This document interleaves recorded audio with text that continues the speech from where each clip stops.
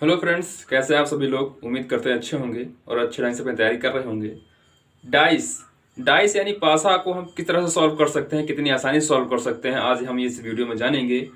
पासा कितने प्रकार के होते हैं, डाइस के कितने प्रकार होते हैं। तो डाइस दो प्रकार के होते हैं, एक मानक पासा होता है और एक साधारण पासा होता है। तो मानक पासा यानी स्टैंडर्ड डाइस को कैसे पहचानेंगे।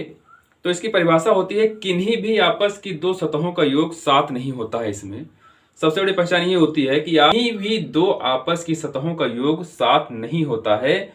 और दूसरा कंडीशन इसमें है कि दो विपरीत सतहों का योग हमेशा 7 होता है। यानी अगर हम इसमें किसी को भी ऐड करें, अगल बगल की किसी भी सतह को अगर ऐड करें तो उसका योग 7 नहीं होना चाहिए, किसी का भी योग 7 नहीं। लेकिन इनके जो विपरीत सतह होंगे उनका योग कितना आएगा, 7 आएगा। अगर हमसे पूछ ले कि एक के विपरीत क्या होगा, तो एक के विपरीत क्या होना चाहिए कि दोनों को जोड़ के कितना टोटल आना चाहिए, 7 आना चाहिए। तो एक के विपरीत क्या होगा, 6, और जब दोनों को आपस जोड़ेंगे तो उनका टोटल कितना आ रहा है, 7 आ रहा है। उसी तरह से अगर 5 का विपरीत पूछेगा तो क्या आएगा, 5 के विपरीत कितना होगा, 2, क्योंकि इनका टोटल भी कितना होगा, 7 होगा।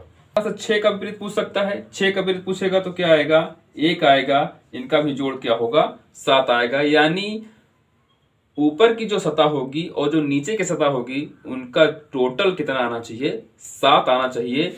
स्टैंडर्ड पासा की सबसे बड़ी खास बात यह है कि उनके किसी भी फलक का यानी किसी भी सतह का योग जो है 7 नहीं होना चाहिए। दूसरा होता है साधारण पासा। साधारण पासा की पहचान क्या होती है, किन्हीं दो आपस की सतहों का योग क्या होगा, 7 होगा। यानी उनके किसी भी आपस की पड़ोसी सतहों का योग क्या होगा, 7 होगा। और दूसरी कंडीशन यह है कि वह तीनों ही सतह विपरीत होंगी जो हमें दिखाई नहीं देंगी। अब यहां देख रहे उदाहरण में आप देख लीजिए, किन्हीं दो सतहों का योग 7 होना चाहिए। देखिए 4 3 कितना हो रहा है, 7 हो रहा है यहां पर। और यहां देखिए 6 कितना हो रहा है, 7 हो रहा है। और 5 2 कितना हो रहा है, 7 हो रहा है। यानी ये कौन सा पासा है, साधारण पासा है। अगर हमसे पूछेगा 4 के विपरीत क्या होगा, तो 4 के विपरीत जो सतह हमें यहां नहीं दिख रही है, जैसे 1 नहीं दिख रहा है, हमें 5 नहीं दिख रहा है, 6 नहीं दिख रहा है, तो इनमें से कोई भी इसके विपरीत हो सकता है। हमसे पूछ लिया 5 के विपरीत क्या होगा, तो यहां पर जो 5 के इसके अलावा जो संख्या में दिख नहीं रही है, जैसे हमें 2 नहीं दिख रहा है, 3 नहीं दिख रहा है, 4 नहीं दिख रहा है, तो ये क्या होंगे, 5 के विपरीत हो सकते हैं।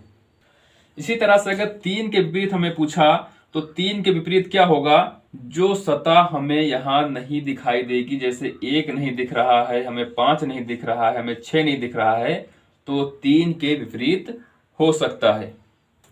पासे में कभी ऐसे सवाल दिए जाते हैं जिसमें से इनकी एक सतह समान होती है, तो उनको हम कैसे सॉल्व करेंगे। जैसे दो पासे यहां दिए हुए हैं, पहला एग्जांपल है, ये दूसरा एग्जांपल है। दो पासे यहां दिए हुए हैं, दो पासे यहां दिए हुए हैं, किसके विपरीत कौन सा होगा ये हमें निकालना है। पासे ऐसे होते हैं जिनमें एक सतह समान होती है, जैसे देखिए यहां पर इसमें डी कॉमन यहां पर है, इसमें डी कॉमन यहां पर है, बाकी कुछ कॉमन नहीं मिल रहा है। तो हम क्या करते हैं, डी को जब हम लेके चलेंगे तो इसको हम क्लॉकवाइज लेके चलेंगे, यानी घड़ी की दिशा में। तो पहले क्या आएगा, डी, डी के बाद क्या आएगा, बी, और बी के बाद क्या आएगा, ए। और यहां डी के अलावा कुछ नहीं मिल रहा है, तो हम यहां भी क्या चलेंगे, क्लॉकवाइज चलेंगे। तो डी के बाद क्या आएगा, एफ, एफ के बाद क्या आएगा, सी।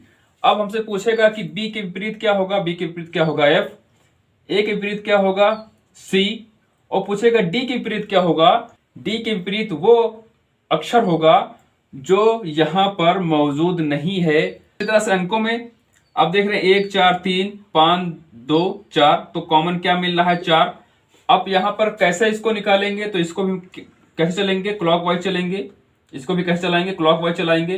तो 4 के बाद 1 पे पहुंचे, 1 के बाद 3 पे पहुंचे, वैसे ही 4 के बाद कहां पहुंचे, 2 पर, 2 के बाद 5 पे पहुंचे। तो 1 के विपरीत क्या हो गया, 2, 3 के विपरीत क्या हो गया, 5। तो 4 के विपरीत क्या होगा, जो अंक यहां पे नहीं दिख रहा है, यानी 6, 4 के विपरीत हो जाएगा। जब दो सतह समान हो तो कैसे सॉल्व करेंगे। पहले एग्जांपल में देखते हैं हम, यहां पर A B D, A C B, यानी ए ए और बी कॉमन हो गया है। तो डायरेक्ट क्या होगा, यहां पर डायरेक्ट सी के विपरीत क्या हो जाएगा, डी हो जाएगा। अगर यहां हमसे पूछता है कि ए के विपरीत क्या होगा, तो ए के विपरीत वो संख्या होगी, वो अंक होंगे जो इसमें दिखाई नहीं दे रहे हैं। जैसे ए बी सी डी, तो कौन हो जाते हैं, हो जाएंगे ई जैसे और एफ हो जाएंगे। उसी तरह से बी के विपरीत क्या होगा, बी के विपरीत भी इनमें से कोई एक हो सकता है, या तो ई हो सकता है या फिर एफ हो सकता है। लेकिन जब दो समान हो तो तीसरा ऑटोमेटिक एक दूसरे के विपरीत हो जाता है। इस एग्जांपल में देखते हैं क्या है, 1 और 6 कॉमन है, 1 और 6 कॉमन है, तो 5 के विपरीत डायरेक्ट क्या हो जाएगा, 6 हो जाएगा। हमसे पूछेगा 1 के विपरीत क्या होगा, 1 के विपरीत वो होगा जो इनमें अंक जो संख्या मौजूद नहीं है, जैसे 2 मौजूद नहीं है और 3 मौजूद नहीं है, तो 1 के विपरीत हो सकते हैं। उसी तरह से 6 के विपरीत क्या होगा, 2 या 3 में से कोई एक संख्या 6 के विपरीत भी हो सकती है।